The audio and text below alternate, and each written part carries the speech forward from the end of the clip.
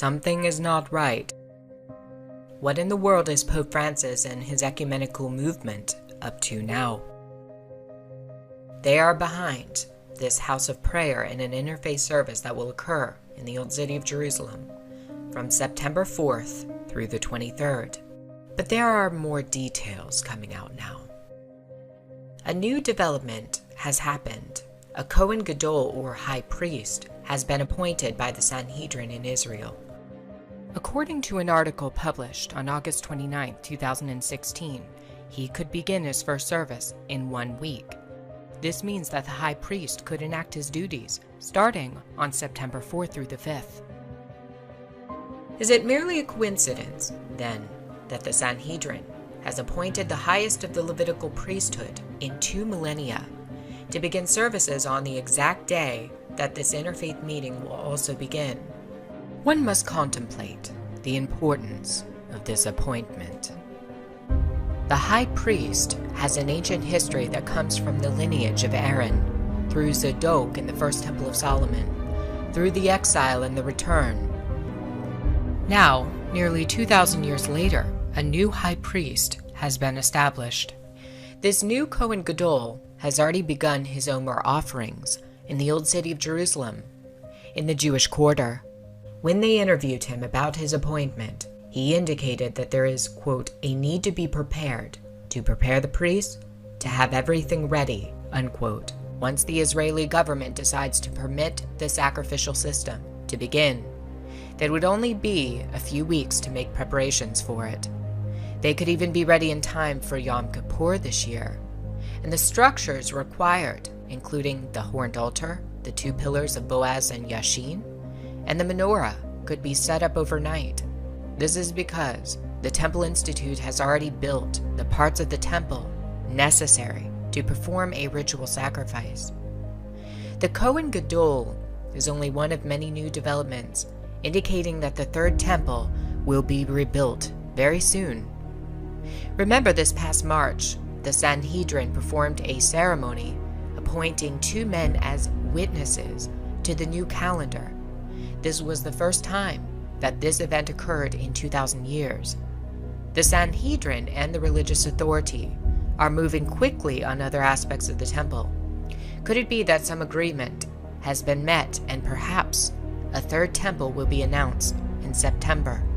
There are rumors now that the meeting of the 3 monotheistic faiths in the Old City is meant to show solidarity, that an agreement has been struck regarding the temple. Who is behind this? It might be Francis, who will allegedly perform a secret mass in Jerusalem between September 4th through the 23rd. This isn't confirmed, but some sources are reporting that Francis intends to hold the Mass on the Temple Mount. Breaking Israel news. High priest has been chosen by the Sanhedrin. Temple service could be 1 week away. The article states here, a significant step was recently taken towards reinstating the temple service when the Sanhedrin selected Rabbi Baruch Kahin as the next Kohen Gadol. Kohen Gadol, which does mean the high priest. Okay, the selection was made as a precaution for Yom Kippur if the political conditions should change, allowing the Jews to access to the Temple Mount. They will be required by Torah law to bring the sacrifices. Rabbi Kahin is confident that if that should happen, temple service could begin in less than 1 week. Another article that they had that was on their website here is also about the Third Temple itself. It may not, as they state in the article, may not look like what we envision. Yes, right here. What if the Third Temple didn't look like we expect? Okay, let's just blow that up for you and bring it over. What if the temple doesn't look like what we expect?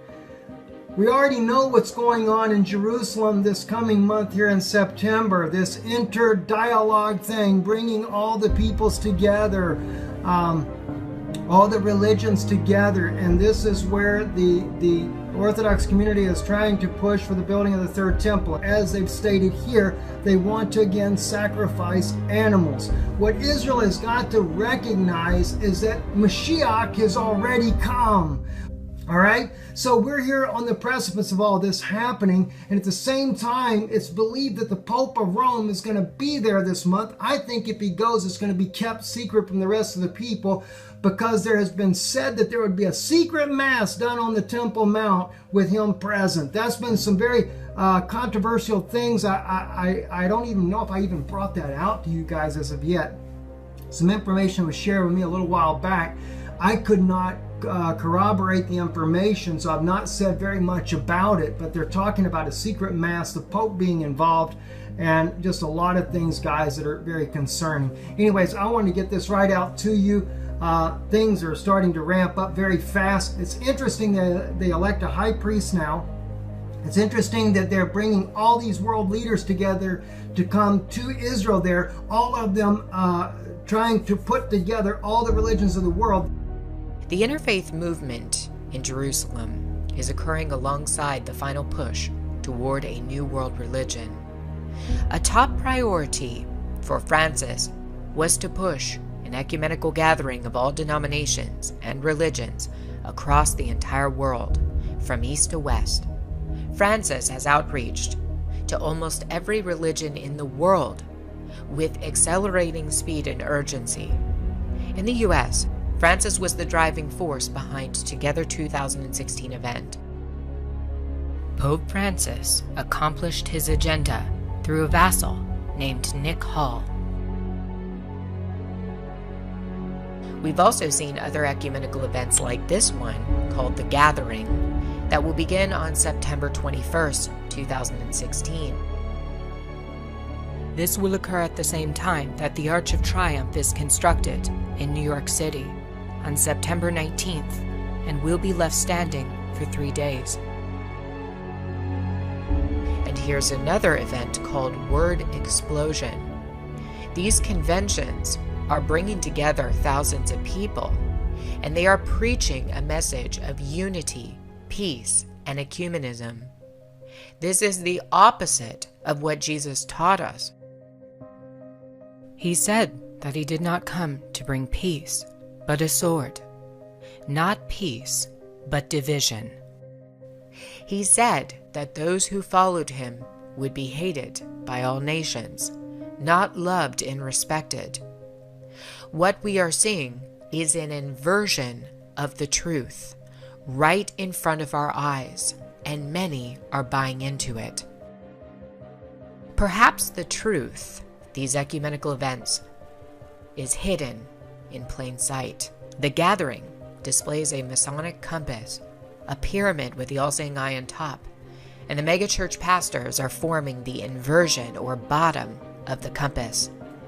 In a trailer for The Gathering, one can see that it depicts fires spreading across the U.S.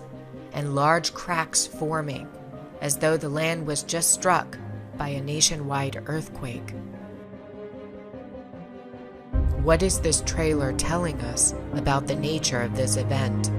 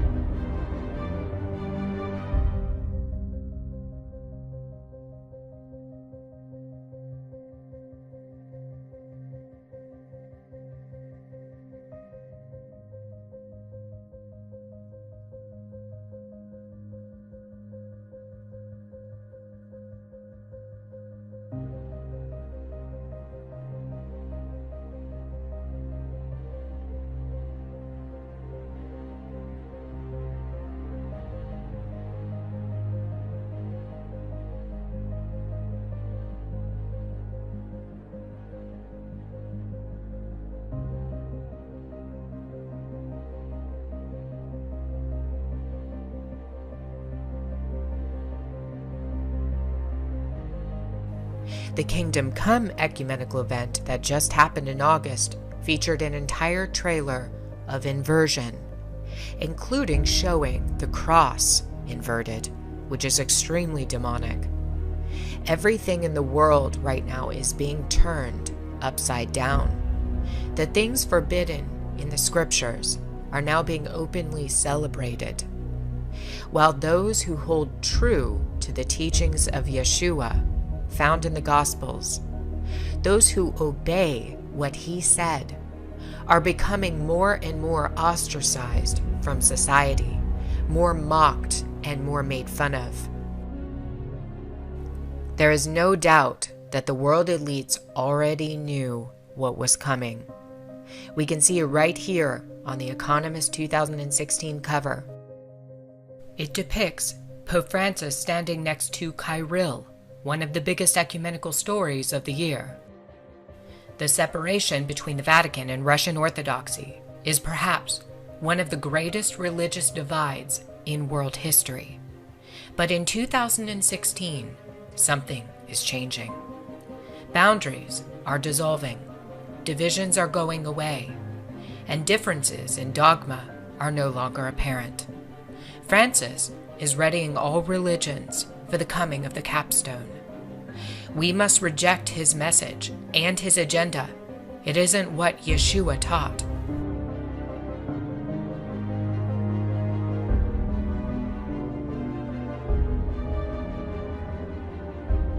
Numerous biblical scholars and men of God from the 17th, 18th, and 19th centuries warned us that the Vatican was the system of the Antichrist, and that they would be instrumental in ushering in the last days. Adam Clarke, Joseph Berg, and Robert Clayton made predictions about it centuries ago.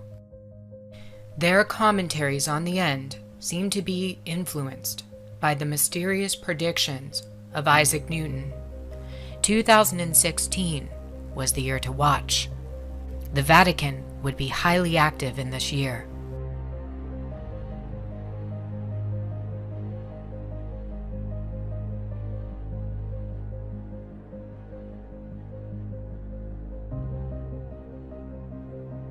Events of the end are accelerating like never before. We are seeing the birth of the one world religion and the establishment of the Antichrist system on earth.